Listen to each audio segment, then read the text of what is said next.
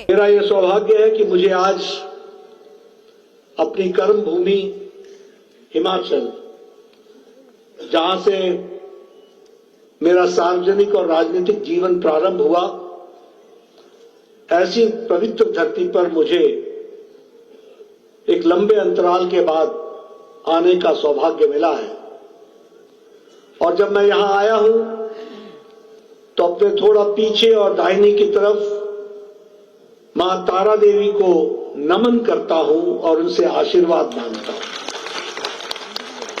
और मेरे सामने ऊपर चोटी पर जाखू मंदिर में विराजमान संकट मोचक बजरंगबली को भी नमन करके अपनी बात को प्रारंभ करता हूं।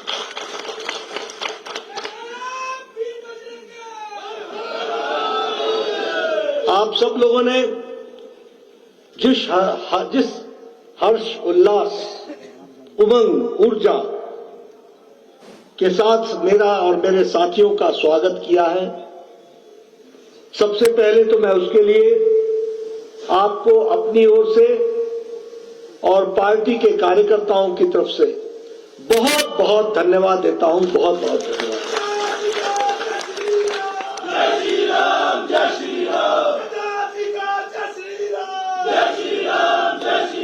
बिहार की जीत, बिहार की ऐतिहासिक जीत, रिकॉर्ड तोड़ने वाली जीत, उसके लिए जो आपने मेरे माध्यम से जो पार्टी का अभिनंदन किया है, मेरे माध्यम से भारत के यशस्वी प्रधानमंत्री नरेंद्र मोदी जी का आपने जो अभिनंदन किया है, उसके लिए मैं तहे दिल से आपका धन्यवादी हूं, आपको धन्यवाद देता हूं। ये जीत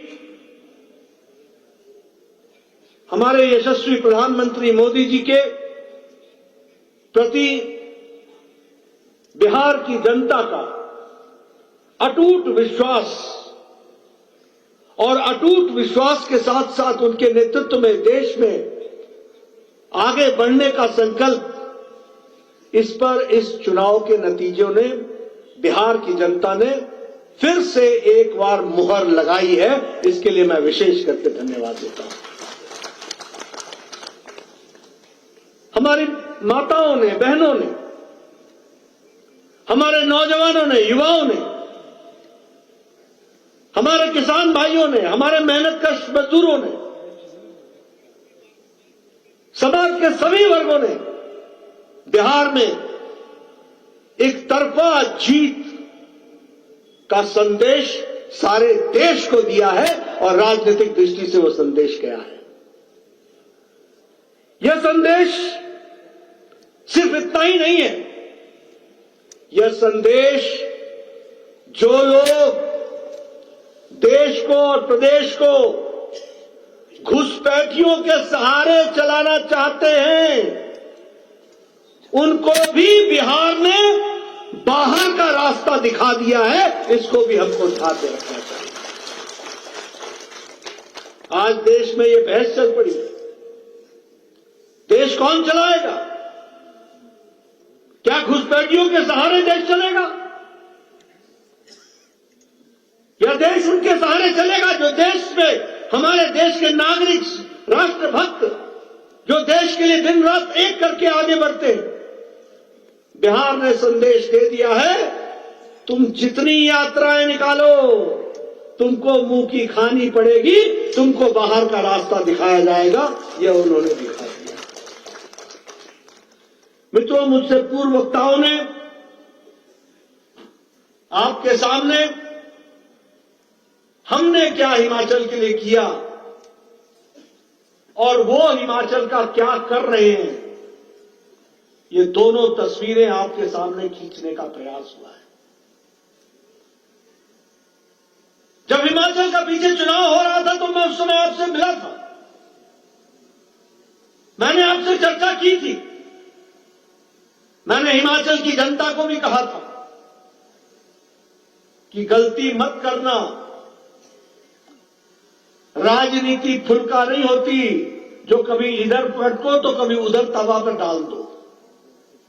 राजनीति लंबे समय तक स्थिर होकर के विकास के क्रम को बढ़ाने की होती है, उसको समझ करके चलना चाहिए। आज हिमाचल का विकास का एक ही मंत्र है और वो है डबल इंजन की सरकार। याद रखना,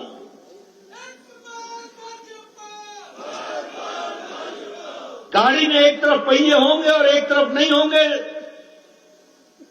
तो गाड़ी चलेगी नहीं। और मैं इसलिए नहीं कह रहा हूं कि हमारी विरोधी सरकार है, मैं इसलिए कह रहा हूं कि हमारे यहां बैठे हुए लोग मोदी जी के नेतृत्व में नियतन हिमाचल को आगे ले जाना चाहते हैं और दूसरी ओर कांग्रेस पार्टी के लोग नियतन सत्ता का भोग करके मौज करो, खाओ पियो, मौज करो, आगे किसने देखा है, इस मन को लेकर के चलते हैं। इसलिए हमारा मेल बैठ नहीं सकता। ये दूसरे किस्म की सरकारें हमारे साथ चल नहीं पाएंगी और मैं आगे आंकड़ों के साथ आपको बताऊंगा। सिर्फ मैं इसलिए नहीं बोल रहा हूं कि मुझे बोलना है क्योंकि मैं राजनीतिक दृष्टि से भारतीय जनता पार्टी का अध्यक्ष हूं। मैं इसलिए बोल रहा हूं कि हिमाचल की जनता को जहन में रखना होगा और इसकी चर्चा मैं आगे चल करके करने वाला हूं। आज मैं आप सबको इस बात के लिए भी बधाई देना चाहता हूं कि आज मुझे सौभाग्य मिला है कि शिलान्यास करके भूमि पूजन करने का और हिमाचल को, शिमला को एक भव्य पार्टी के कार्यालय का भूमि पूजन का सुअवसर मुझे मिला। इसके लिए मैं बहुत बहुत धन्यवाद देता हूं और बहुत बहुत बधाई देता हूं। मित्रों, प्रधानमंत्री मोदी जी ने कहा है कि हमारे कार्यालय अच्छे सुसज्जित होने चाहिए, मॉडर्न फैसिलिटीज से इक्विप्ड होने चाहिए, हमारे कार्यकर्ताओं को वहां रिसर्च करने का मौका मिले, सोशल मीडिया को हम अलग से स्थान दें, हमारे रिसर्च की ट्रेनिंग का सेंटर बने, मंथन हो और इसलिए हर आधुनिक सुविधा के साथ कार्यालय बनाने की योजना उन्होंने हम सबके सामने रखी थी। मुझे बताते हुए खुशी हो रही है कि 787 कार्यालय बनाने का हमने लक्ष्य रखा। जहां जहां हमारा काम है वहां जिले में हमने पार्टी के कार्यालय का 787 का लक्ष्य रखा। 617 कार्यालय बन चुके हैं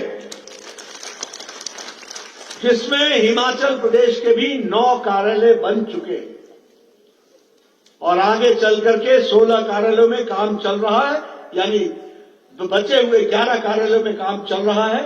बहुत तीव्र गति से वहां भी कार्यालय बनेंगे।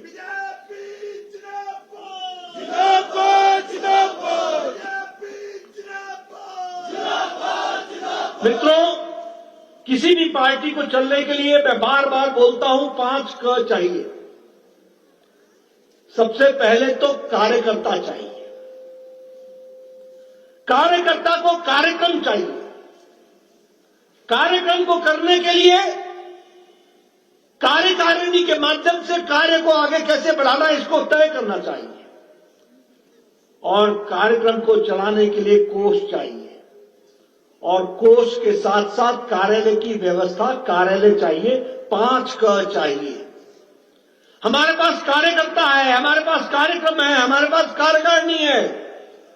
आप सबके आशीर्वाद से कोष के माध्यम से कार्यालय बनने का तैयारी चल रही है, इसको भी हमको समझना चाहिए। और ये कार्यालय नहीं है, ये संस्कार केंद्र है। यहां से देश के प्रति समर्पित होकर के किस तरीके से हमको आगे बढ़ना है, जनता की कैसे सेवा करनी है, जनता को किस तरीके से सेवा करते हुए देश को आगे ले जाना है और जनता की सेवा करते करते भारत को विकसित राष्ट्र बनाना है।